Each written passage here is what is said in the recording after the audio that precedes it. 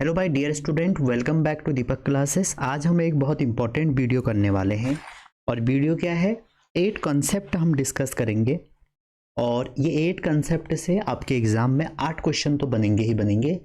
ये previous year के जो पैटर्न है उसके हिसाब से मैं आपको बता रहा हूँ कि जहाँ जहाँ से हर बार क्वेश्चन आता है तो क्यों ना हम उसके कंसेप्ट उन्हीं को डिस्कस कर लेते हैं। और ये बेसिकली क्लास 12th का सेकंड बुक है फिजिक्स का। चलिए शुरू करते हैं। चैनल पे नए हैं, लाइक शेयर सब्सक्राइब जरूर करें, आपका अपना चैनल है। और टेंशन मत लीजिए, लास्ट टाइम है, रिवाइज कीजिए। जितना ज़्यादा होता है टेंशन में चीज़ें खराब करोगे आप लोग, तो इसलिए पॉजिटिव माइंडसेट के साथ जाइए, एग्ज़ाम दीजिए। तो जो हमारे जेई इम्पोर्टेंट कंसेप्ट है, ठीक है, जो जेई इम्पोर्टेंट हमारा कंसेप्ट है उसमें ये जो हमारे टॉपिक हैं, ठीक है, ये जो हमारे टॉपिक हैं ये कैसे टॉपिक हैं जो एग्जाम में बार बार आते हैं, ठीक है। अब आप देख रहे होंगे, मुझे समझ में नहीं आता है, आप ही लोग हैं टीचरों से डिमांड कर रहे हैं कि पूरी जेई एक दिन में करवा दो। आप कितना पढ़ेंगे उसको मुझे समझ में नहीं आता।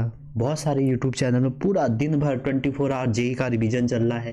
मैं किसी को क्रिटिसाइज नहीं कर रहा हूँ, लेकिन लास्ट टाइम में आप कितना पढ़ेंगे मैं ये सोच रहा हूँ।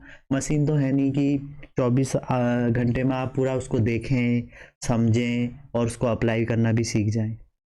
ठीक है, चलिए आप अपना हित और अहित जानते हैं, हम स्टार्ट करते हैं। छोटी सी वीडियो रहेगी। सबसे पहले हम चलते हैं मॉडर्न फिजिक्स में स्पेक्ट्रल लाइन।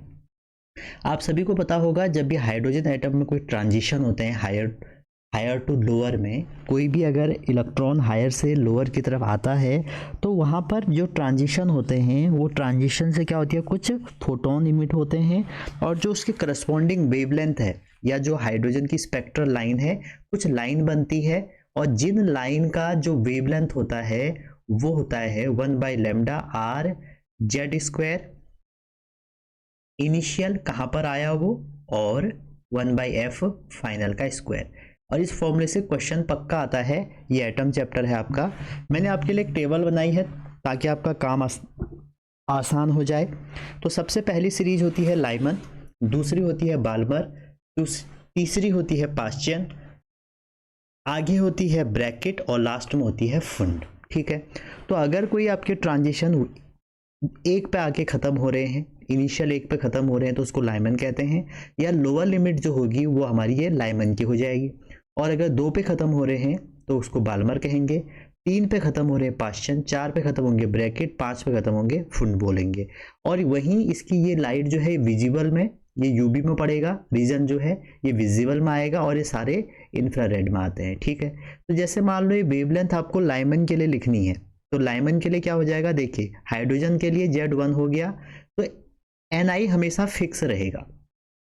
कोई भी सीरीज है उसका आपको Ni पता रहेगा। जैसे यहाँ पर लाइमन के लिए 1 है, बाल्मर के लिए 2 है, पास्चन के लिए 3 है, ब्रैकेट के लिए 4 है, इसके लिए 5 है। तो ये हमारी लाइमन की हो गई। ठीक है, अगर आपसे कोई कहता है बाल्मर की बताइए, तो बाल्मर की जो हमारी वेवलेंथ का फॉर्मूला हो जाएगा वो क्या हो जाएगा, 2 का स्क्वायर और 1/NF का स्क्वायर। वो आपको बताएगा कि NF क्या है। ठीक है, अगर वो कहेगा कि पहली लाइन बताओ तो आप क्या करोगे, 1 से लेके 2 लाइमन के लिए। अगर वो कहेगा दूसरी लाइन बताओ तो 1 से लेके 3। इनिशियल फिक्स रहेगा, बस आपको ये 2-3 इंक्रीज करना है। वैसे अगर आपको बाल्मर की कहेगा कि पहली लाइन बताओ तो 2 से 3 हो जाएगी, 2 से 4 हो जाएगी, 2 से 5 हो जाएगी। और इनका नाम भी है, बाल्मर में इनका नाम है H अल्फा, H बीटा और H गामा। तो यही चीज हमने यहाँ पे बनवाई है। मैक्सिमम वेवलेंथ कब आएगी या लॉन्गेस्ट वेवलेंथ कब आएगी, जब आपका लाइमन में 1 से 2 जाएगी। पहली लाइन जो होती है वो मैक्सिमम होती है, इसमें 2 से 3 जाएगी तो मैक्सिमम हो जाएगी, इसमें 3 से 4 जाएगी, ठीक है, इसमें 4 से 5 जाएगी, इसमें 5 से 6 जाएगी। और आप निकाल सकते हैं उस फॉर्मूले से। अच्छा, मिनिमम में क्या होगा, जब पहली तो सब में फिक्स है, तो अगर लाइमन में पहली 1 है तो फाइनल इन्फिनिटी हो जाएगी तो मिनिमम बनेगी, 2 से इन्फिनिटी बनेगी तो मिनिमम बनेगी, 3 से इन्फिनिटी बनेगी तो मिनिमम बनेगी, एंड सो ऑन। ठीक है, तो ये हमारे इसके वेवलेंथ कैसे कैलकुलेट करेंगे, ये तो इसका फॉर्मूला है। अब आप ध्यान रखिए, अगर आप इसमें ये वैल्यू रखते हैं 1 से 2 तो आपको लॉन्गेस्ट मिल जाएगी। अगर 1 से इन्फिनिटी रखते हैं तो इसकी शॉर्ट ट्रिक है कि जो हमारी किसी भी स्पेक्ट्रल लाइन की हमारी शॉर्टेस्ट वेवलेंथ है वो आप ऐसे कर सकते हैं, ni² बाई आर। जैसे लाइमन है तो लाइमन का कितना आ जाएगा डायरेक्ट आंसर 1/r, इसका कितना आ जाएगा 4/r, इसका कितना आ जाएगा 9/r, इसका कितना आ जाएगा 16/r। ठीक है, ni का स्क्वायर बाई आर है। अच्छा, अब देखो क्वेश्चन कैसे आएंगे, एक दो क्वेश्चन भी रखे हैं मैंने। जैसे आपके पास एक क्वेश्चन है और आपसे कह रहे हैं कि ये हमारा λ2 है, ये हमारा λ1 है और ये 3 लेवल हैं ABC। ठीक है, आपसे कह रहे हैं कि ये जो λ/λ2 है इसका जो रेशियो है भैया वो 7/4n है। और कुछ और भी कहा है कि ABC जो है वो first, second and third excited state है। तो फर्स्ट एक्साइटेड स्टेट क्या है A। ठीक है, तो A फर्स्ट एक्साइटेड स्टेट होगी। तो बच्चों ये बात ध्यान रखना, ग्राउंड के लिए N1, फर्स्ट एक्साइटेड के लिए 2, सेकेंड के लिए 3 और फर्स्ट सेकेंड थर्ड के लिए 4 हो जाएगा। अब आपसे वेवलेंथ पूछा है, तो जब ट्रांजिशन आपका 4 से 3 में हो रहा है, ठीक है, तो 1/λ की जो वैल्यू आ जाएगी वो कितनी आ जाएगी, r3 का स्क्वायर। पहले इनिशियल लिखना है फिर फाइनल लिखना है, दोनों का डिफरेंस कर देना है। और सिमिलरली 1/λ2, λ1 जब आप करोगे तो λ1 कहाँ से कहाँ आ रहा है, λ1 आ रहा है आपका 3 से 2, तो 3 से 2 आएगा तो ये r हो गया, तो 1/2 का स्क्वायर माइनस 1/3 का स्क्वायर। बस ये फॉर्मूला लगाना है, फॉर्मूला लगा के आंसर आ जाएगा। जब 2 से 3 इसको सॉल्व करेंगे कितना आ जाएगा, 2 से 3 में सॉल्व करेंगे तो 5/36 r हो जाएगा। और ये λ2 जब निकालेंगे ये कितना आ जाएगा, ये आ जाएगा आपका 7r/144। ठीक है,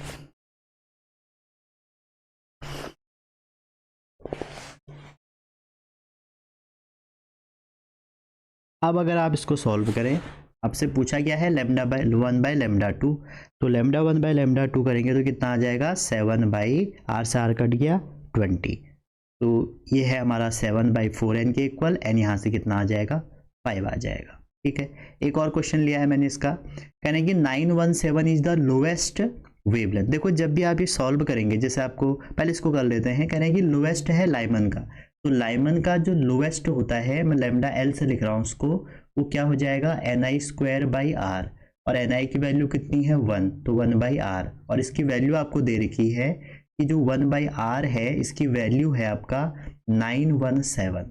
तो कह रहे कि बाल्मर की बताओ, तो बाल्मर की कितनी हो जाएगी ni²/r, और बाल्मर के लिए ni जो होगी वो 2 होगी, 2 मतलब 4, तो ये इसको अगर आप सॉल्व करें तो 4 × 1/r, तो 4 × 917 और इंटू करके कितना आ जाएगा 3668 एंगस्ट्रॉम।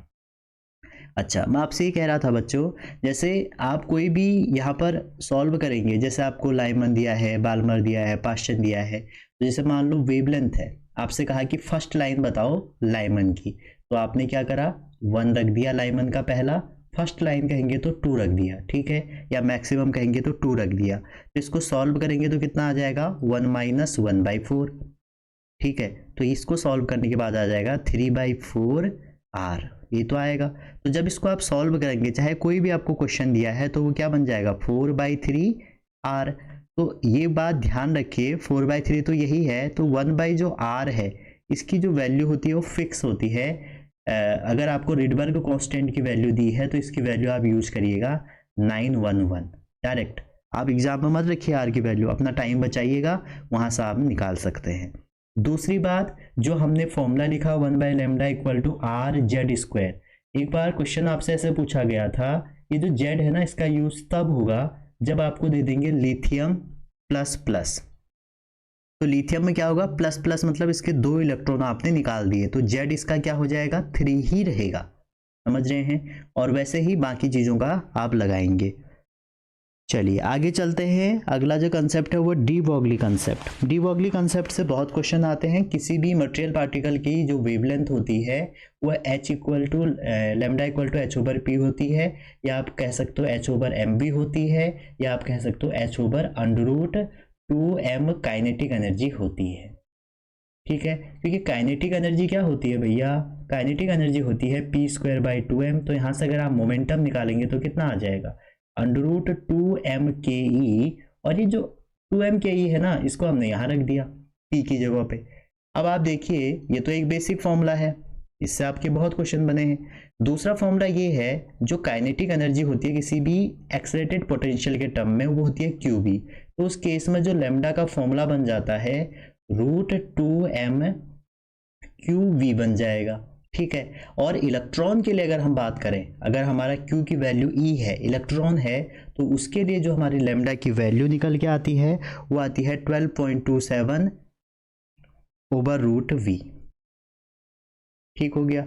अच्छा जी, इसी में हम अगर आगे बढ़ें, ये तो हमने एक बेसिक बात करी। अगर आपसे ये पूछ दिया जाएगा कि किसी गैस मॉलिक्यूल के लिए बताइए, तो गैस मॉलिक्यूल की जो हमारी काइनेटिक एनर्जी होती है वो कितनी होती है, वो होती है आपकी 3/2 kT। 3/2 kT। तो अगर आप ये बात इसमें वैल्यू में पुट कर देते हैं काइनेटिक एनर्जी की जगह पे, तो क्या आ जाएगा, h√3m/kT। तो इनसे बार बार क्वेश्चन आते हैं, आपको ये ध्यान में रखना है। और एक बहुत इंपॉर्टेंट रिलेशन है यहाँ पे, और वो रिलेशन क्या है, वो रिलेशन है फोटोन और इलेक्ट्रॉन की डी ब्रॉगली वेवलेंथ। तो एक बात ध्यान रखना, जो फोटोन की डी ब्रॉगली वेवलेंथ है, जो फोटोन की डी ब्रॉगली वेवलेंथ है, वो इलेक्ट्रॉन के डी ब्रॉगली वेवलेंथ के स्क्वायर के प्रोपोर्शनल होती है।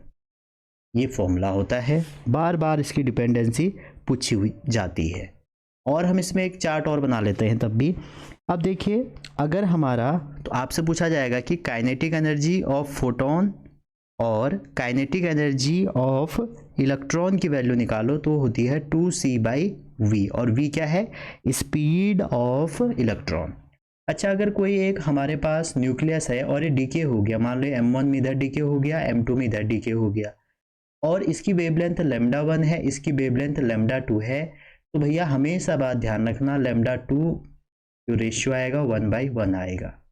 एक और इम्पोर्टेंट रिलेशन जिसका हम यहाँ बहुत बार यूज़ करते हैं, किसी भी एटम का जो सिंबल है वो Z ये होता है। तो Z डिसाइड करता है चार्ज। तो अगर Z को आप इंटू कर दें इलेक्ट्रॉन से, Z को किससे इंटू कर दें, इलेक्ट्रॉन से, तो ये उस एलिमेंट का चार्ज है। और इसको अगर हम A जो भी है हमारा, इसको हम MP से इंटू कर दें मास ऑफ प्रोटॉन से, ये उसका मास है। ठीक है, क्वेश्चन देखिए, ज़्यादा समझेंगे। अभी पिछली बार का ये क्वेश्चन है, कह रहे हैं कि the ratio of de Broglie wavelength of alpha particle. अच्छा, अल्फा पार्टिकल जो होता है, अल्फा पार्टिकल आप सभी को पता होगा, उसका सिंबल होता है 2He4। और ये बच्चों डबल आयनाइज होता है, मतलब इसमें से दोनों के दोनों इलेक्ट्रॉन निकाल लिए जाते हैं। 2 प्रोटॉन होते हैं इसमें, 2 न्यूट्रॉन होते हैं। तो आपसे पूछ रहे हैं कि अल्फा पार्टिकल और प्रोटॉन का बताइए सेम पोटेंशियल पे अगर उसको एक्सेलरेट किया। तो एक्सेलरेटेड के केस में हमने अभी भी देखा था कि जो हमारी पोटेंशियल ये डी ब्रॉगली वेवलेंथ है वो ये है। अब जो अल्फा पार्टिकल है उसका चार्ज कितना हो जाएगा, 2 टाइम्स ही, और मास कितना हो जाएगा, मास ऑफ प्रोटॉन हो जाएगा। और वहीं अगर आप प्रोटॉन की बात करें, तो प्रोटॉन क्या होता है, 1H1 होता है। तो इसका चार्ज क्या हो जाएगा, E हो जाएगा। और मास क्या हो जाएगा, इसका मास हो जाएगा मास ऑफ प्रोटॉन ही रहेगा, इसका इंटू 4 हो जाएगा। क्यों, क्योंकि यहाँ पे 4 था। तो जब आप अल्फा और प्रोटॉन की डी ब्रॉगली का रेशियो निकालेंगे, तो रूट के अंदर देखिए ये चार्ज है, तो चार्ज ये नीचे आ जाएगा, charge of alpha, mass of alpha, charge of proton, mass of proton, सबकी वैल्यू रखेंगे तो आंसर क्या निकलेगा, 1/8।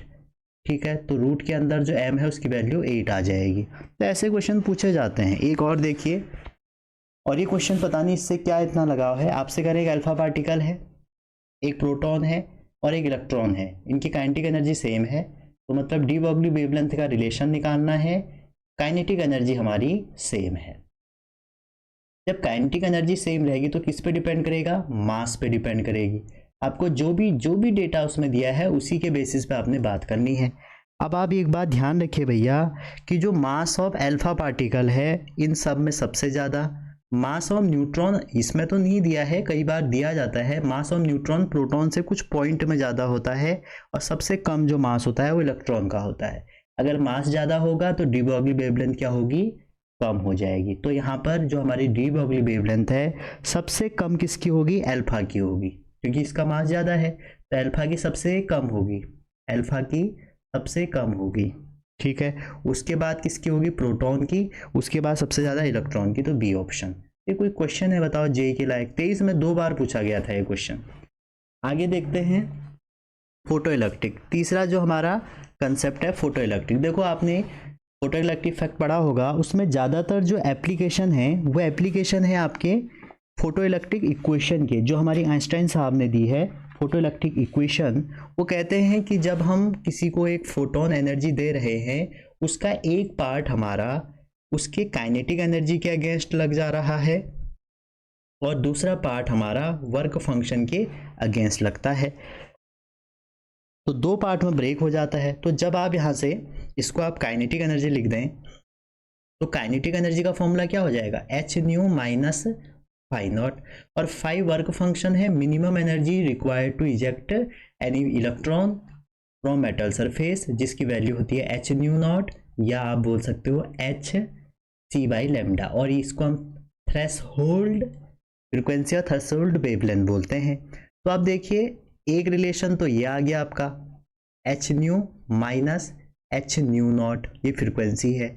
अच्छा, अगर इसको आप वेवलेंथ के टर्म में ब्रेक करेंगे तो ये दूसरा रिलेशन आ गया, ठीक है। अब देखो काइनेटिक एनर्जी स्टॉपिंग पोटेंशियल के टर्म में ई वी एस होती है, तो ये दोनों रिलेशन से अगर आप वी एस यहाँ पर रख दें, एक रिलेशन यह आ गया और दूसरा रिलेशन में अगर आप यहाँ पे भी ई वी एस रख दें तो हमारा h nu minus h nu h c आएगा h c by lambda minus h c by lambda nought हो जाएगा।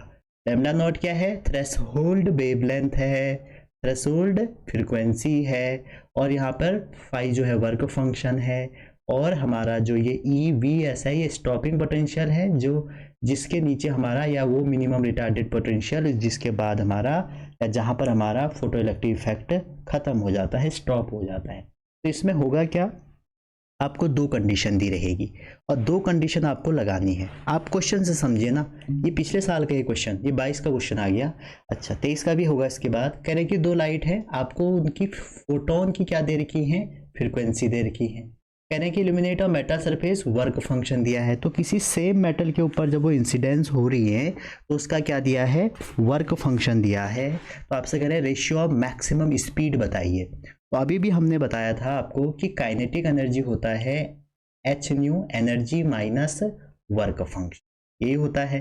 अब देखो 2 केस के लिए लगा दो, अगर पहले केस के लिए काइनेटिक एनर्जी K1 है तो ये कितना हो जाएगा, हमें ये दिया है पहले के लिए कितनी है, जो हमारी फ्रीक्वेंसी की ये इस फ्रीक्वेंसी के करस्पॉन्डिंग एनर्जी है वो कितनी है, वो है 3.8, और वर्क फंक्शन सेम मेटल है तो कितना है, दोनों के लिए सेम होगा 0.6, और सेम दूसरे के लिए अगर आप लगाएं तो K2 कितना हो जाएगा, K2 हो जाएगा 1.4 माइनस 0.6। आपने इसमें वर्क फंक्शन की वैल्यू रख दी और ये एनर्जी की वैल्यू रख दी।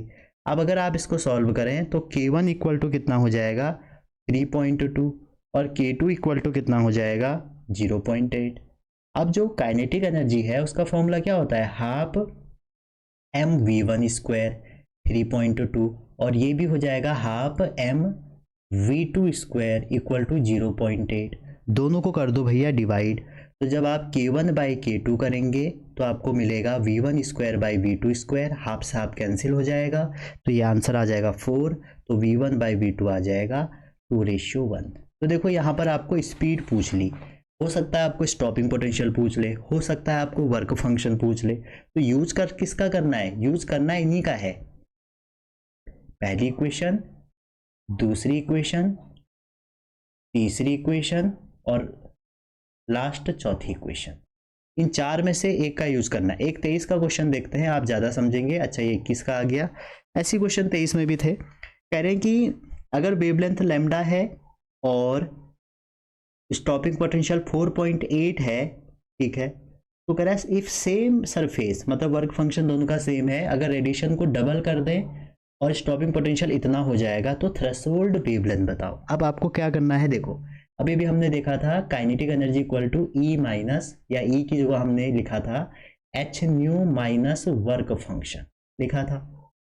अब आप देखिए काइनेटिक एनर्जी आपको स्टॉपिंग पोटेंशियल के टर्म में दी है तो E V S equal to, और ये वेवलेंथ के टर्म में दी है तो हमने इसको कन्वर्ट कर लिया।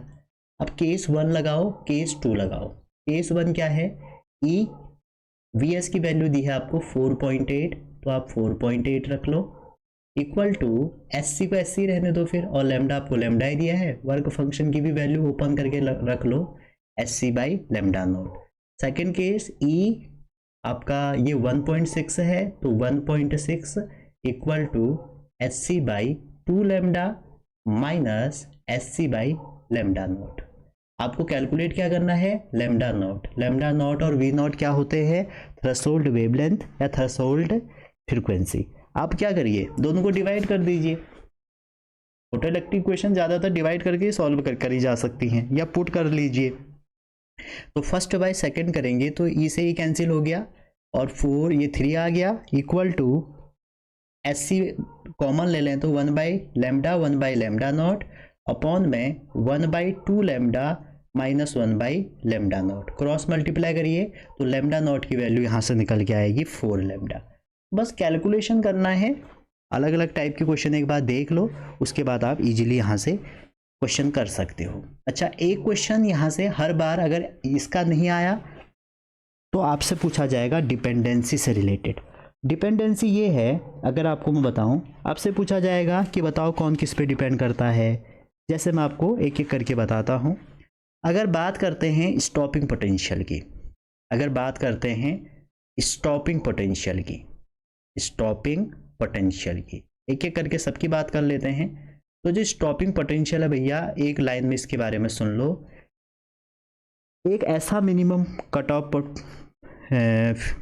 एक ऐसा मिनिमम पोटेंशियल या एक ऐसा मिनिमम कट ऑफ फ्रीक्वेंसी जिसके लिए रिटार्डेड पोटेंशियल 0 हो रहा है, जहां पर सारा फोटोइलेक्ट्रिक इफेक्ट रुक जाएगा, उसको बोलते हैं स्टॉपिंग पोटेंशियल। काइनेटिक एनर्जी का होता है स्टॉपिंग पोटेंशियल के टर्म में फॉर्मूला ये, ठीक है। और अभी अभी हमने देखा था कि kinetic energy equal to H nu minus phi naught. तो अगर आप इसको स्टॉपिंग पोटेंशियल के टर्म में ब्रेक कर दो तो क्या हो जाएगा, H nu minus phi naught. तो स्टॉपिंग पोटेंशियल इक्वल टू क्या हो जाएगा, H by E minus phi naught. तो इस रिलेशन से आप देख सकते हैं कि ये डिपेंड करेगा फ्रीक्वेंसी पे। इस पे डिपेंड करेगा, फ्रीक्वेंसी पे, नॉट इंटेंसिटी। किस पे नहीं करेगा, नॉट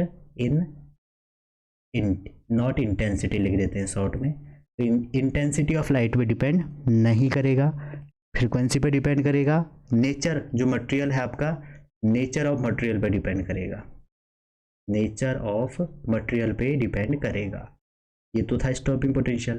कई बार इसका ग्राफ भी मिल जाता है। अगर आप इसका ग्राफ ड्रॉ करें, ये y ले लें, ये m ले लें, ये x ले लें, ये c ले लें, तो जो स्टॉपिंग पोटेंशियल है इसका और फ्रीक्वेंसी का ग्राफ हमारा ऐसे बनता है, ऐसे। तो ये जो पॉइंट है ये है आपका negative intercept phi nought by E, और इसका जो स्लोप है वो होता है आपका h बाई ई, ठीक है। दूसरी बात, स्टॉपिंग पोटेंशियल के बाद हम बात करते हैं सैचुरेशन करंट। तो सैचुरेशन जो करंट होती है, आपने इसके ग्राफ बनाए होंगे डिफरेंट। सैचुरेशन करंट डिपेंड करती है इंटेंसिटी पे और उस सोर्स की, जहाँ पर सोर्स रखा है वह उसकी डिस्टेंस के स्क्वायर के इन्वर्सली प्रोपोर्शनल होता है, ठीक है। किस पे डिपेंड नहीं करता, नॉट फ्रीक्वेंसी, ये फ्रीक्वेंसी पे डिपेंड नहीं करता, ठीक है। अच्छा, जो स्टॉपिंग पोटेंशियल की कहानी है वही काइनेटिक एनर्जी की भी है। ये बात आप ध्यान रखना, बार बार नहीं पढ़ो कि काइनेटिक एनर्जी के केस में भी वही है, वो भी आपके फ्रीक्वेंसी पे डिपेंड करेगी। क्लियर है यहाँ तक? आगे चलते हैं। अगला है आपका न्यूक्लियर चैप्टर। न्यूक्लियाई जो चैप्टर है, ठीक है, न्यूक्लियाई चैप्टर वैसे ही बहुत छोटा कर दिया गया है। छोटा इन द सेंस कि पहले वहाँ से रेडियो एक्टिविटी से बहुत ज़्यादा क्वेश्चन आता था, अब वही हटा दिया सिलेबस से, तो रेडियो एक्टिविटी से क्वेश्चन नहीं आएगा। तो क्वेश्चन किससे आएगा? अगर आता है न्यूक्लियाई से क्वेश्चन तो बेसिक से आएगा। तो बेसिक क्या है देखिए, पहली बात आपसे पूछी जा सकती है कि न्यूक्लियस जो है हमारा उसका रेडियस क्या होगा। तो न्यूक्लियस के बारे में अगर मैं आपको बताऊं, न्यूक्लियस का शेप हमने एज्यूम किया है स्पेरिकल। तो रेडियस जो इसकी होती है उसका जो वैल्यू होती है R = R0 a की पावर 1/3। मैंने इसके क्वेश्चन नहीं डाले हैं क्योंकि बहुत इजी आए हैं, आपका भी टाइम बचेगा मेरा भी बचेगा। तो दो न्यूक्लियाई के लिए अगर आप लगाएं R1/R2 या R2/R1 तो वो हो जाएगा उनके मास नंबर का 1/3। ठीक है, ये जो R0 है इसकी वैल्यू होती है 1.2 × 10⁻⁻15 मीटर, जिसको हम फर्मी मीटर भी कहते हैं। दूसरी बात जो पिछले साल जेईई में बहुत पूछा था, न्यूक्लियर डेंसिटी के बारे में। तो जो न्यूक्लियर डेंसिटी होती है वो independent of not depend mass of mass number, या आप लिख लीजिए इंडिपेंडेंट ऑफ मास नंबर, ये ज़्यादा सही रहेगा, इंडिपेंडेंट ऑफ मास नंबर। तो पिछली बार ये आया था कि जो हमारा दो आपको न्यूक्लियाई दे दिए थे तो उनकी न्यूक्लियर डेंसिटी का रेशियो बताओ। तो रेशियो कुछ भी हो जाए 1:1 ही आएगा। आप देखना एक क्वेश्चन ये आया था कि इंक्रीजिंग और डिक्रीजिंग ऑर्डर में लगाओ। तो भैया इंक्रीजिंग डिक्रीजिंग ऑर्डर में तो तब लगेगा ना जब कुछ वैल्यू होगी, तो मास नंबर पे डिपेंड नहीं करता है, इसकी वैल्यू भी फिक्स होती है। इसकी जो वैल्यू है न्यूक्लियर डेंसिटी की वो हमारी फिक्स वैल्यू होती है। ठीक है, आगे बढ़ते हैं इसमें। अच्छा, अगर आपको फिक्स वैल्यू सर कितनी होती है तो 2.30 × 10⁻17, ये सभी के लिए फिक्स होगी न्यूक्लियर डेंसिटी की वैल्यू। आगे अगर हम इसमें चलें इस वाले में, इसमें क्या है कि एक हम और लेते हैं स्लाइड। जो हमारा न्यूक्लियर फोर्स है इससे आपके एजर्सन रीजन या नॉर्मल क्वेश्चन बनते हैं थ्योरेटिकल। तो न्यूक्लियर फोर्स के बारे में बहुत सारी चीज़ें पूछी जाती हैं। तो पहली बात जो न्यूक्लियर फोर्स है वो आपका चार्ज इंडिपेंडेंट है। क्या है? Charge independent. और जब चार्ज इंडिपेंडेंट है तो जो फोर्स आपका न्यूट्रॉन में होगा वही प्रोटॉन में होगा, वही न्यूट्रॉन प्रोटॉन में होगा। दूसरा, ये जो फोर्स है ये स्पिन डिपेंडेंट है, स्पिन पे डिपेंड करता है, स्पिन डिपेंडेंट है। तीसरा, ये जो हमारा न्यूक्लियर फोर्स है ये शॉर्ट रेंज फोर्स है, शॉर्ट रेंज फोर्स है।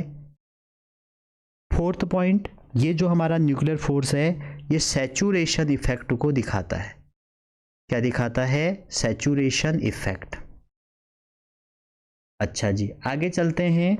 जो हमारा ये न्यूक्लियाई फोर्स है ये स्ट्रॉन्गेस्ट फोर्स है, स्ट्रॉन्गेस्ट फोर्स।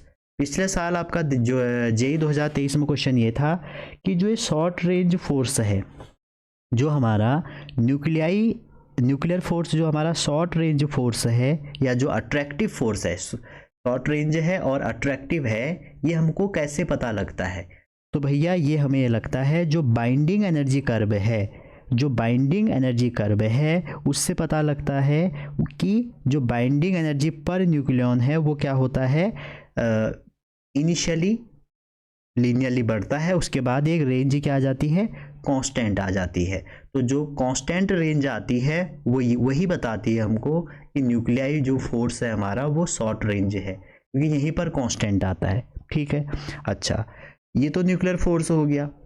अब आप देखिए जो बाइंडिंग एनर्जी कर्व है वो भी आपके टॉपिक में है। बाइंडिंग एनर्जी कर्व जो है, बाइंडिंग एनर्जी कर्व पर न्यूक्लियॉन, अगर आपसे पूछेंगे मैक्सिमम एनर्जी किसकी होती है बाइंडिंग एनर्जी, तो वो होती है आयरन की, जो होती है 8.8 मेगा इलेक्ट्रॉन पर न्यूक्लियॉन।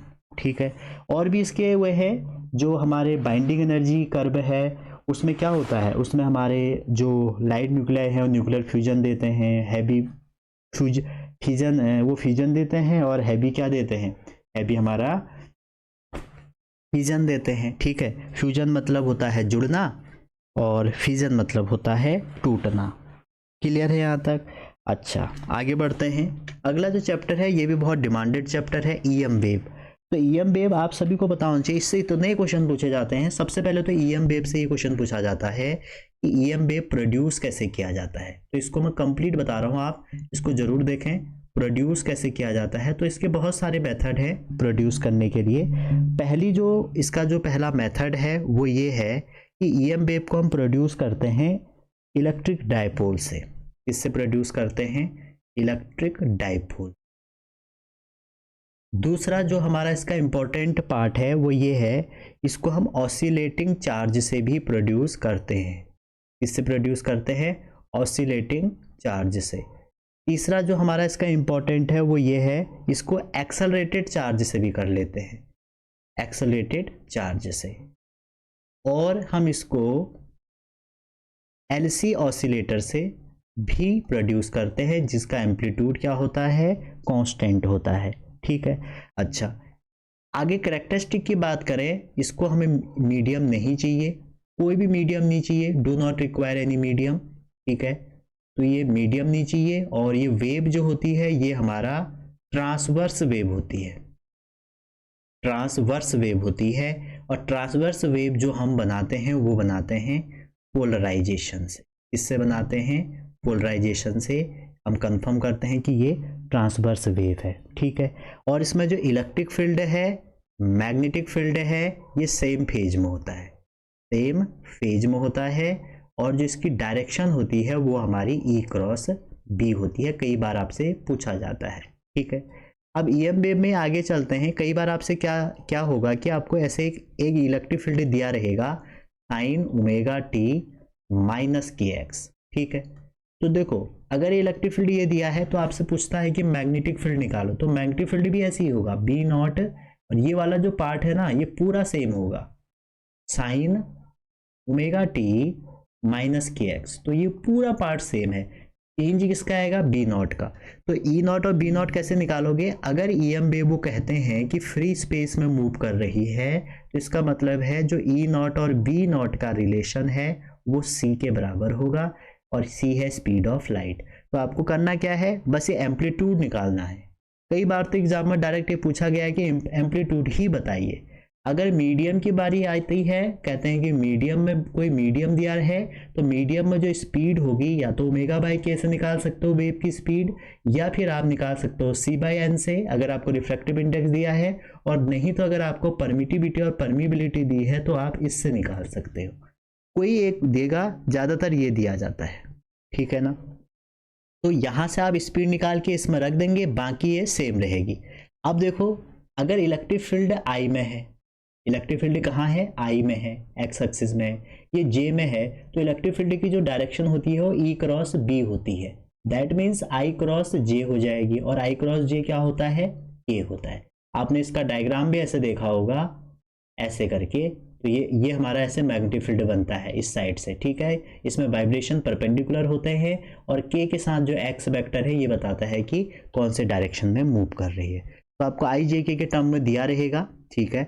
आपको ये भी कहा जा सकता है कि इलेक्ट्रिक फील्ड कहाँ है, जे में है, और मैग्नेटिक फील्ड के में है, तो डायरेक्शन ऑफ प्रोपागेशन कहाँ होगा, तो जे क्रॉस के कितना आ जाएगा, एक्स आ जाएगा, और एक्स जनरली कहाँ पर होगा, के साथ हो। आगे बढ़ते हैं। इसमें एनर्जी डेंसिटी होती है, इसमें एनर्जी डेंसिटी होती है ईएम वेव में, क्योंकि इसमें इलेक्ट्रिक फील्ड भी है, मैग्नेटिक फील्ड भी है, तो दो तरह की एनर्जी डेंसिटी होती है। एक को बोलते हैं इलेक्ट्रोस्टैटिक एनर्जी डेंसिटी का जो फॉर्मूला होता है वो होता है half epsilon not E not square, और एक होता है मैग्नेटिक। तो दोनों का कंट्रीब्यूशन भी इक्वली रहता है। मैग्नेटिक की वैल्यू होती है v square by 2 mu naught. अब आप देखिए, जो इलेक्ट्रोस्टैटिक हमारी डेंसिटी होगी वो हमेशा मैग्नेटिक के बराबर होगी। तो क्वेश्चन आता है अगर इलेक्ट्रिक और मैग्नेटिक डेंसिटी का रेशियो बताओ तो 1 आ जाएगा। अब जो इसमें टोटल एनर्जी डेंसिटी होगी वो क्या होगी, इलेक्ट्रिक प्लस मैग्नेटिक होगी। तो अगर आपसे कह देंगे इसी क्वेश्चन में कि इलेक्ट्रिक ओवर टोटल का बताओ, या आपसे कह देंगे मैग्नेटिक ओवर टोटल का बताओ। ठीक है। तो आप ध्यान से देखिए, इस क्वेश्चन में जो आपको इलेक्ट्रिक दिया है, ठीक है, इलेक्ट्रिक या मैग्नेटिक, और इसमें आपसे पूछा कि कितना होगा, तो कितना आ जाएगा, 1:2 आ जाएगा, क्योंकि यूई और यूएम क्या होते हैं, दोनों इक्वल होते हैं, तो ये 2 टाइम यूई हो जाएगा या ये 2 टाइम यूएम हो जाएगा। तो अगर सॉल्व करेंगे तो 1:2 आ जाएगा। तो ये बहुत बार ये क्वेश्चन पूछे जाते हैं कि भैया इसकी डेंसिटी बताओ। और जो हमने अभी ये सी स्पीड लिखा, इससे तो इतने क्वेश्चन पूछे जाते हैं। ये जो सी है ना, ये म्यू नॉट और एप्सिलॉन नॉट इक्वल टू सी है, तो यहाँ से डायमेंशन पूछी जाती है इसकी कि डायमेंशन क्या होगी। ठीक है, तो जब आप डायमेंशन निकालते हैं तो आपको ये कंफर्म होना चाहिए कि जो हमारा 1/μ0 एप्सिलॉन नॉट है वो सी स्क्वायर के बराबर हो जाएगा। तो ये LT-1 होगा, तो ये इसका स्क्वायर कर देंगे तो कितना आ जाएगा, L2T-2। ये बात आप ध्यान रखिए।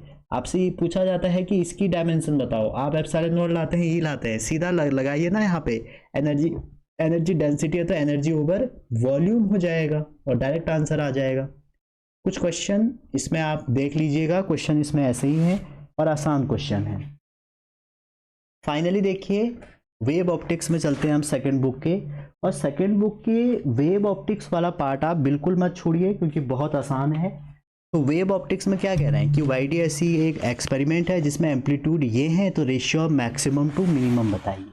तो आपको पूछा ये गया है क्वेश्चन में कि आई मैक्सिमम और आई मिनिमम का क्या बताना है, आपको रेशियो बताना है। तो अगर आपको रेशियो इसका निकालना है तो आई मैक्सिमम और आई मिनिमम पता होना चाहिए। तो भैया आई मैक्सिमम कितना होता है, आई मैक्सिमम आपका होता है √I1 प्लस √I2 का होल स्क्वायर। और आई मिनिमम कितना होता है, आई मिनिमम होता है, मैंने तो एक एक ही क्वेश्चन रखे हैं, इसमें बहुत क्वेश्चन पूछे जाते हैं, इसका स्क्वायर होता है। ठीक है, अब आपको दिया क्या है, एम्पलीट्यूड का रेशियो। तो एम्पलीट्यूड के टर्म अगर आप इनको लिखते हो, एम्पलीट्यूड के टर्म में क्या हो जाएगा, A1 प्लस A2 का होल स्क्वायर, और यहाँ हो जाएगा A1 माइनस A2 का होल स्क्वायर। और आपको दिया है क्या है क्वेश्चन में, A1/A2 इक्वल टू 2:1। तो बस A1 की वैल्यू आप 2 के अगर बराबर रखते हैं, A2 की 1 के रखते हैं, तो 2 और 1 3 हो गया, 2 में से 1 घटाएंगे 1 आ गया, तो इन दोनों का रेशियो क्या आ जाएगा, 9:1। ठीक है, अगला क्वेश्चन देखिए, सेम क्वेश्चन इसी तरह आया है, जो क्वेश्चन नंबर आपका 8 क्वेश्चन है। कह रहे हैं कि जो हमारा रेशियो है, इसका जो रेशियो है आपका इंटेंसिटी का 2 पॉइंट है, जहां पर आपको क्या कह रहे हैं, YDSE एक्सपेरिमेंट है और कितना होगा। तो देखो YDSE एक्सपेरिमेंट में जो इंटेंसिटी होती है वो होती है I equal to, total intensity बता रहा हूं मैं आपको, 4I0 cos स्क्वायर π/2, और आपको एक बार फाई दिया है π/3, एक बार आपको फाई दिया है π/2। आपको करना क्या है, एक बार यहाँ पर ये रख लेना है, एक बार ये रख लेना है, दोनों जब आप रखेंगे तो आपको आंसर मिल जाएगा। ठीक है ना, तो अगर पहले की इंटेंसिटी I1 है, दूसरे की I2 है, तो ये क्या हो जाएगा, 4I0 cos स्क्वायर, और ये हो जाएगा 5/6 क्योंकि /2 है, और ये हो जाएगा 4I0 cos स्क्वायर 5/4। वैल्यू जैसे ही रखेंगे सॉल्व करके आ जाएगा, ये तो कट जाएगा, 3/2 आ जाएगा। अगला क्वेश्चन देखिए, सेम क्वेश्चन ये आ गया, पता नहीं इस क्वेश्चन से क्या इतना लगाव है इनको, बार बार इन्होंने आई मैक्स और आई मिनिमम को ऐड कर दिया। तो अभी भी आपने देखा था कि अब यहाँ पे क्या दिया है, रेशियो ऑफ इंटेंसिटी रेशियो दिया है, मतलब I1/I2 दिया है आपको, I1/I2 दिया है, और आपसे क्वेश्चन में इसकी वैल्यू पूछी है। तो आई मैक्स इसके बराबर कितना हो जाएगा, रूट, पहले तो आप आई मैक्स निकाल लो, आई मैक्स हो जाएगा √I1 प्लस √I2 का होल स्क्वायर। तो आपसे क्वेश्चन में फिर क्या कहा है कि I1/I2 का जो रेशियो है 1:4 है, जो I1 प्लस I2 है, रेशियो इंटेंसिटी रेशियो जो है वो क्या है, 1/4 है। तो आप ये भी कह सकते हैं कि सर जो I2 है वो हमारा 4 टाइम I1 है। तो अगर आप यहाँ पे रखते हैं ये वाला, तो कितना हो जाएगा, I1 plus 4 time I1, 4 time I1 मतलब हो जाएगा 2 टाइम I1 और रूट के अंदर का होल स्क्वायर, तो 2 और 1 3, तो 3 हो जाएगा 3I1 I max. Similarly I minimum आपको अभी भी पता लग गया है कि कितना होता है, I1 माइनस I2 का होल स्क्वायर। तो यहाँ पर आप I1 की वैल्यू तो IN ही रखिए और I2 की वैल्यू 2 रखेंगे तो कितना आ जाएगा, I1 आ जाएगा। बस इसमें वैल्यू रखनी है। तो 9 कितना हो जाएगा, 9I1 plus I1, 9I1 minus I1, ये हो जाएगा 10/8, 10/8 हो जाएगा। और ये किसके इक्वल है कह रहे हैं, 2 अल्फा प्लस 1 बीटा प्लस 3। तो यहाँ से अल्फा बीटा निकाल लो, तो अल्फा कितना आ जाएगा, सॉल्व करेंगे तो अल्फा और अल्फा आ जाएगा 2, बीटा आ जाएगा 1। तो आंसर क्या हो जाएगा, अल्फा बाई बीटा का 2 आंसर आ जाएगा। तो कितना सरल क्वेश्चन पूछा है, आप खुद ही देखिए। अब मैं इसका एक आपके लिए चार्ट बना देता हूँ जो फॉर्मूला आपके एग्जाम में काफ़ी इंपॉर्टेंट है, जहाँ से क्वेश्चन पूछे जा रहे हैं, ठीक है। तो चार्ट ये है कि जब आप इंटरफेरेंस पढ़ते हैं, इंटरफेरेंस में दो टाइप के इंटरफेरेंस होते हैं, कंस्ट्रक्टिव इंटरफेरेंस और डिस्ट्रक्टिव इंटरफेरेंस।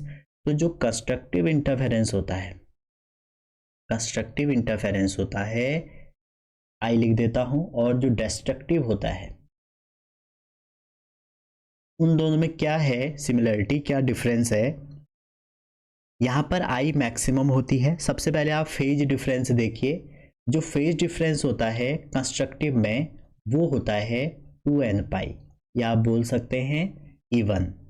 और जो पाथ डिफरेंस होता है वो होता है n लैम्डा। क्या होता है, n लैम्डा। अच्छा, तो यहाँ पे जो इंटेंसिटी हो जाएगी, इंटेंसिटी जो होगी वो होगी मैक्सिमम, और जिसकी जो वैल्यू होगी वो कितनी हो जाएगी, या आप ध्यान रखिएगा, रूट I1, अगर पहली वेव की I1 है, दूसरे की I2 है, तो रूट I1 प्लस I2 का स्क्वायर। वहीं अगर एम्पलीट्यूड की बात करें तो A1 प्लस A2, अगर दो वेव का एम्पलीट्यूड दिया है तो ये होगी उसकी रिजल्टेंट इंटेंसिटी। डिस्ट्रक्टिव में जो फेज डिफरेंस हो जाएगा वो ऑड होगा, तो 2n माइनस पाई हो जाता है। अच्छा, और यहाँ पे जो हमारा पाथ डिफरेंस होगा 2n माइनस 1 लैम्डा बाई 2 हो जाएगा। इंटेंसिटी यहाँ पे मिनिमम हो जाएगी, और मिनिमम की जो वैल्यू होगी I1 माइनस रूट I2 का होल स्क्वायर हो जाएगा, और ये A1 माइनस A2 का होल स्क्वायर बन जाएगा। तो ये था हमारा क्या, ये था हमारा इंटरफेरेंस का टाइप, ठीक है, जो आपसे पूछा जाता है। अब आप देखिए इसी में एक हम और बनाएंगे अभी, जो आपका पाथ डिफरेंस है। कई बार क्वेश्चन में आपको पाथ डिफरेंस और फेज डिफरेंस रिलेशन आता है, तो वो होता है lambda by 2 pi into phase difference. Phase तो आपको फेज दे देगा, पाथ डिफरेंस निकालना पड़ेगा, या आपको पाथ डिफरेंस दे देगा, आपको फेज निकालना पड़ेगा।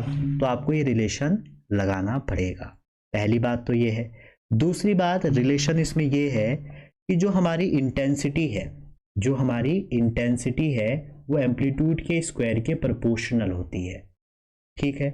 अच्छा, तीसरी बात हमारी ये है, अगर दो वेव हैं उनकी रिजल्टेंट इंटेंसिटी की बात करोगे तो वो होता है I1 plus I2 plus 2 root I1 I2 cos of 5। और वहीं अगर एम्पलीट्यूड की बात करते हैं तो कितना आ जाएगा, A1 square plus A2 square plus 2A1 A2 cos 5।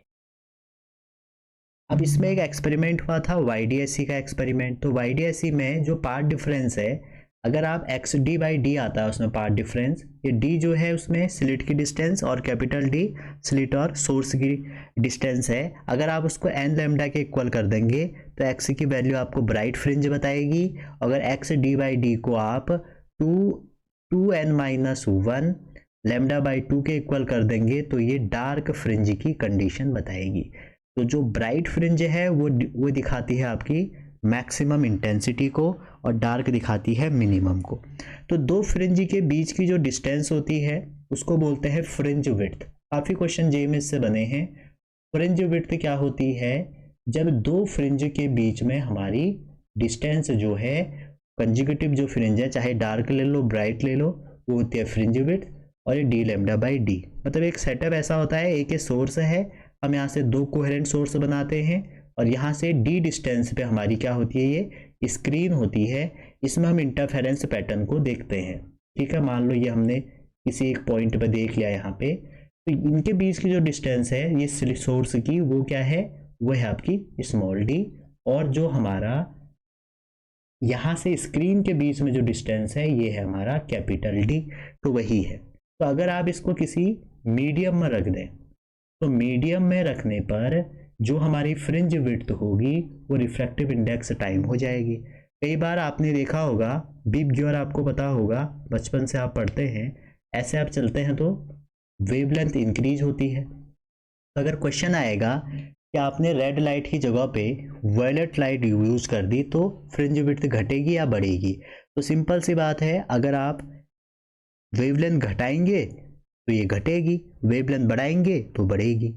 एक होता है एंगुलर विड्थ, और एंगुलर विड्थ होता है theta equal to fringe width over D, या आप कह सकते हैं लैम्डा ओवर डी। और वहीं अगर आप मीडियम की बात करें, किसी भी मीडियम की, तो ये हो जाता है थीटा ओवर म्यू। ठीक है, म्यू क्या है आपका? रिफ्रैक्टिव इंडेक्स है। ठीक है, आगे एक बहुत इंपॉर्टेंट रिलेशन, अगर आपसे बार बार ये क्वेश्चन पूछा जाता है, I maximum I minimum upon में I maximum plus I minimum, हर बार इस वेव का आपका एक क्वेश्चन है। तो आई मैक्स और आई मिनिमम का जो वैसे तो जो फॉर्मूला है, अगर ये दिया रहेगा तो ये डायरेक्ट लगाओ, आंसर आ जाएगा 2i1 i2 i1 plus i2। इस पूरे टर्म को बच्चों फ्रिंज विजिबिलिटी बोलते हैं। अगर हमारी फ्रिंज विजिबिलिटी 1 आती है तो बेस्ट विजिबिलिटी होती है। अगर नहीं दिया है ऐसा, आप फॉर्मूला भूल गए हैं, तो आपको मैक्सिमम का आना चाहिए i1 प्लस रूट i2 का होल स्क्वायर, और अगर मिनिमम का भी दिया है उसमें, जैसे कि हमारा क्वेश्चन था, आपको फॉर्मूला याद नहीं है तो आप ये लगा दीजिए, आंसर आपका तब भी आ जाएगा। तो चाहे आप ये इसको लगा के 2 बार 4 बार लगाना पड़ेगा इसको, तो आपको एक ही बार में सॉल्व हो जाएगा। आगे देखते हैं पोलराइजेशन। ठीक है, ये भी बहुत इनका इंपॉर्टेंट टॉपिक है पोलराइजेशन। तो पोलराइजेशन में जो वेव ऑप्टिक्स है, इसमें हम जब देख रहे हैं तो जैसे 3 आपको ना पोलराइड दिया रहेगा, तो पोलराइड में यहाँ पर एक मेलस लॉ होता है। ठीक है, तो मेलस लॉ क्या कहते हैं, जैसे आप मेलस लॉ लेंगे तो सिंपल सी भाषा में समझिए कि आपने एक पोलराइड लिया, मान लो एक पोलराइड लिया, ये P1 है, तो मेलस लॉ के अकॉर्डिंग अगर यहाँ से आप इंटेंसिटी निकालेंगे, अगर यहाँ पर I है या I0 है, तो पहली बार जो पोलराइड से इंटेंसिटी निकलेगी वो I02 निकलेगी। ठीक है, अगर आप दूसरा पोलराइड फिर लगा देते हैं और वो किसी एंगल थीटा से है, तो उसकी इंटेंसिटी क्या निकलेगी, जो ये वाली इंटेंसिटी है, मान लो ये I1 है, I1 times cos square theta, ये होता है। तो अगर आप पहली बार पोलराइड लगाया मान लो P1, और यहाँ से आपने इंटेंसिटी इसको दी I0, तो बिना कुछ देखे ये I0/2 हो जाएगी, जिसको मैं I1 कह रहा हूँ। अगर आपने फिर दूसरा पोलराइड लगाया, मान लो थीटा एंगल में है, तो आपका क्या हो जाएगा, formula I1 cos square theta. अगर मान लो इस फर्दर आपने फिर लगा दिया, 3 लगा दिए, एक ये लगाया P1, एक ये लगा दिया P2, और एक तीसरा और लगाया जिसका ये रोटेशन P3 है, तो इसमें तो अगर ये I0 है तो ये I0/2 हो जाएगा। और यहाँ पे क्या होगा, अगर आपका ये I0/2 हो गया, यहाँ पर जब जो I निकलेगा वो कितना हो जाएगा, अगर ये I1 है तो ये हो जाएगा I1 कॉस स्क्वायर थीटा, और ये थीटा इससे अगर आप एंगल देखेंगे P2 से, तो अगली बार में ये जो वैल्यू है मान लो I2 हो गई, तो वो निकल के आएगी I2 cos square 90 minus theta 1, अगर ये थीटा 1 एंगल से है। ये तो 3 का केस हो गया।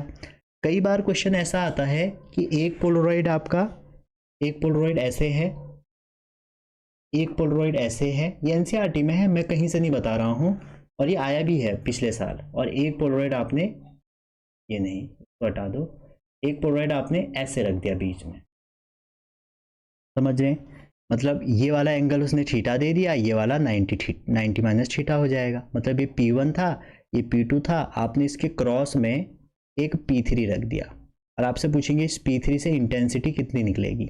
ठीक है, तो अभी इतना टाइम है नहीं आपके पास कि आप इसकी इंटेंसिटी निकालें, तो डायरेक्ट जो इसकी इंटेंसिटी की वैल्यू होगी वो आपको पता होनी चाहिए, कितनी हो जाएगी। देखो पहले वाले से जो निकलेगी वो निकलेगी I0/2, दूसरे का एंगल थीटा है तो कितना हो जाएगा, कॉस स्क्वायर थीटा। अभी तो पहले 2 से निकल जाएगी, और ये जो पूरा है ये जो थर्ड वाले के साथ जाएगा वो क्या हो जाएगा, कॉस स्क्वायर 90 माइनस थीटा। तो इसको सॉल्व करेंगे अगर तो क्या हो जाएगा, I nought by 2 cos theta, और वो हो जाएगा साइन थीटा। आप इसको क्या कर सकते हैं, स्क्वायर कर सकते हैं क्योंकि दोनों में स्क्वायर है। अगर इसको आप 2 साइन थीटा करते हैं तो आपको क्या करना पड़ेगा, आई नॉट बाई 2 करते हैं अगर, अंदर अगर आप 2 भेजते हैं मतलब 4 का इंटू करना पड़ेगा, 4 का डिवाइड करना पड़ेगा। तो 4 अंदर जाके क्या बना देंगे, sine sine 2 theta whole square. ठीक है, तो रिजल्टेंट इंटेंसिटी अगर कोई दो पोलराइड्स आपसे पूछेगा कि भैया रिजल्टेंट इंटेंसिटी दो पोलराइड के बीच से कितनी होगी, तो आपका आंसर कितना आना चाहिए, साइन 2 थीटा। ठीक है, आपका यहाँ पर आंसर आना चाहिए I equal to I not, ये तो इंटू हो जाएगा ना, ये इंटू हो जाएगा, ये इंटू हो जाएगा, तो आई नॉट बाई क्या हो जाएगा, I nought by 8 sine square 2 theta. ठीक है, तो ये आपके एनसीईआरटी में एक एग्जाम्पल है, आपके यहाँ से क्वेश्चन भी पिछले बार उन्होंने पूछ लिया है। ठीक है, तो आपको इसमें वो करना नहीं है। कहने का मतलब ये है ना, अगर एक पोलराइड सिंपल दिया है तो उससे इंटेंसिटी कितनी निकलेगी, उससे अगर आई इंसिडेंट है तो आई नॉट बाई 2 निकलेगी। दूसरे में मेलस लॉ अगर लगेगा तो उससे कितनी लगेगी, तो पहले वाले की तो आई नॉट बाई 2 थी, और इसके साथ क्या आ जाएगा, कॉस स्क्वायर थीटा आ जाएगा। अब ये फाइनल इंटेंसिटी है, अगर आप इसको I1 मानते हो, इस I1 को आपने थर्ड में भेजा, इस I1 को आपने थर्ड वाले में भेजा, तो जब थर्ड वाले में भेजोगे I1 वाले को तो क्या होगा, तब आपका यहां पर निकल के आएगा I1, जो फाइनल निकल के आएगा, मान लो I2 है, I1 cos square 90 minus theta, crossed plane में रखा है आपने, तो जैसे ही 90 माइनस थीटा आएगा आप I1 की वैल्यू रख दो। तो जैसे ही आप I1 की वैल्यू ये रख देंगे पूरी, इसको सॉल्व करेंगे तो ये आपका फाइनल आंसर बन के आ जाएगा। ठीक है, फाइनल आंसर बन के आ जाएगा।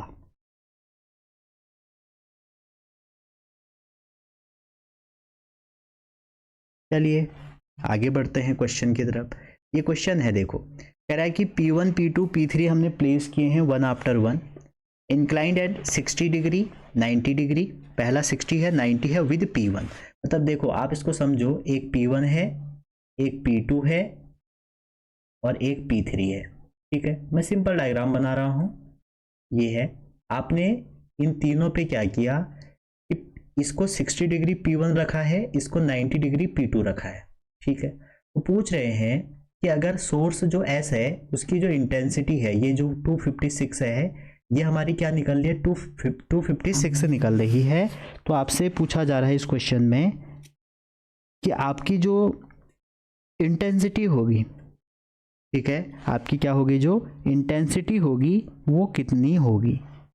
ठीक है ना, आपसे क्वेश्चन में क्या है, ये पॉइंट O है, हाँ यहाँ पर O पॉइंट है, कि जो ये पॉइंट है ये आपने ये रखा है, अगर सोर्स की इतनी फ्रिक्वेंसी है तो फाइनल कितनी होगी। ठीक है, तो देखो पहले वाले की जो फ्रिक्वेंसी निकलेगी, अगर यहाँ पर हम एज्यूम कर रहे हैं फिलहाल आई नॉट है, तो यहाँ पे क्या निकल जाएगी, आई नॉट बाई 2 निकल जाएगी। ठीक है, और दूसरे वाले पे क्या निकलेगी, फिर दूसरे वाले पे निकलेगी आई नॉट बाई 2 कॉस स्क्वायर 60 निकल जाएगी। इसको सॉल्व करेंगे तो कितना आ जाएगा, आई नॉट बाई 1/4 8 आ जाएगा। अब ये आई नॉट बाई इसके लिए इनिशियल हो जाएगी, तो मेलस लॉ क्या कहता है, मेलस लॉ कहता है कि इनिशियल जितनी भी आ रही है उसका क्या निकलेगा, कॉस स्क्वायर थीटा निकलेगा। तो इनिशियल यहाँ पे कितनी आई, आई नॉट 8, तो आई नॉट 8 यहाँ जाएगी तो कितना आ जाएगा, आप आई नॉट 8, और यहाँ पर आप देखो पहले से अगर एंगल देखोगे तो 90 माइनस आपको क्या करना पड़ेगा 60, तो कितना आ जाएगा 30 डिग्री, क्योंकि 90 डिग्री में है, ये अगर 60 इससे बना है तो बचे कितने एंगल 30, तो 30 इसके पास चले जाएगा। सॉल्व कर दीजिए, जब आप सॉल्व करेंगे क्या आ जाएगा, आपका फाइनल आ जाएगा आई नॉट 8 इंटू 3/4। ठीक है भैया, और आई नॉट की जो वैल्यू है वो कितनी दी है आपको, अब 256, यहाँ पर आई नॉट की वैल्यू रख दो 256, तो 12 आ जाएगा, ये क्या ये आ जाएगा 12 इंटू 256 इंटू 3, ये करके आप सॉल्व कर लेना तो 34 आंसर आ जाएगा। ठीक है, अगला क्वेश्चन देखो आप, ये वाला सेम देखो, करेंगे एन पोलराइड सीट है जिसको 45 डिग्री में रखा है। तो देखो अगर पहली सीट जो होगी, पहली सीट से जो इंटेंसिटी निकलेगी वो I02 निकलेगी। उसके बाद जो दूसरी सीट होगी उससे कितनी निकलेगी, I02 cos स्क्वायर 45, और cos स्क्वायर 45 भी क्या हो जाएगा, हो जाएगा I की पावर 2 हो जाएगा, क्योंकि 1/2 आ जाएगा। और अगले उससे क्या हो गया, अब I/2 है और इंटू cos स्क्वायर 45। ठीक है, तो ये कितना आ जाएगा, I/2 की पावर 3। तो जब एक थी तो ये आई, दो थी ये आई, तीन थी ये आई, तो n के लिए कितनी आ जाएगी, I/2 की power n।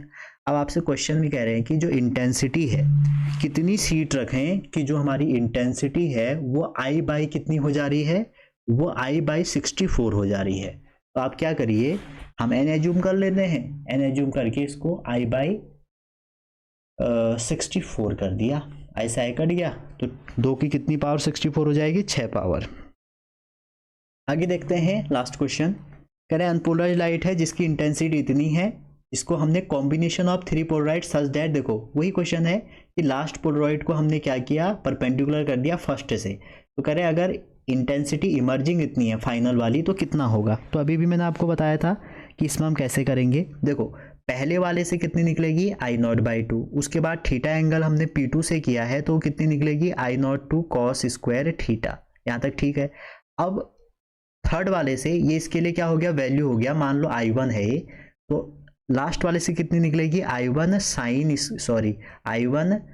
cos square 90 minus theta, क्योंकि क्रॉस में है तो कितना हो जाएगा, I1 की value I/2 cos square theta और साइन स्क्वायर थीटा, और इसकी वैल्यू दी है भैया आपको, कितनी दी है 3, और I0 कितना दिया है यहाँ पे 32, तो I0 की वैल्यू भी रख देते हैं 32, तो ये इससे कैंसिल हो जाएगा 16 बार, तो ये 3/16 हो जाएगा। इसको आप सॉल्व करेंगे फर्दर तो 3/16, और इसको भी थोड़ा सॉल्व करिए, 2 से डिवाइड कर लीजिए, 2 से इंटू कर लीजिए, तो साइन 2 थीटा का होल स्क्वायर ओवर 2। ठीक है, नहीं 2 नहीं 4, अभी हमने बनाया था ना 4 आया था, तो 4 से कैंसिल हो गया 4 टाइम, तो साइन 2 थीटा कितना आ जाएगा, साइन 2 थीटा आ जाएगा आपका √3/2, तो थीटा 2 थीटा आ जाएगा, यहाँ पे जो 2 थीटा की वैल्यू है वो आ जाएगा 60, तो थीटा आ जाएगा 30। देखो उन्होंने कितना बढ़िया यूज कर दिया क्वेश्चन का। तो यही थे हमारे आज के कुछ इंपॉर्टेंट क्वेश्चन, आई होप आपको समझ में आए होंगे। देखो हमने बहुत इंपॉर्टेंट टॉपिक उठाए हैं जो आपके क्लास 12 से बहुत ज़्यादा पूछे जाते हैं। तो अगर आपको ऐसी वीडियो और भी चाहिए, क्लास 11th की चाहिए, तो आप ज़रूर बताएं। मिलते हैं अगली वीडियो में, तब तक अपना ध्यान रखिए, पढ़ते रहिए। Wishing all the best.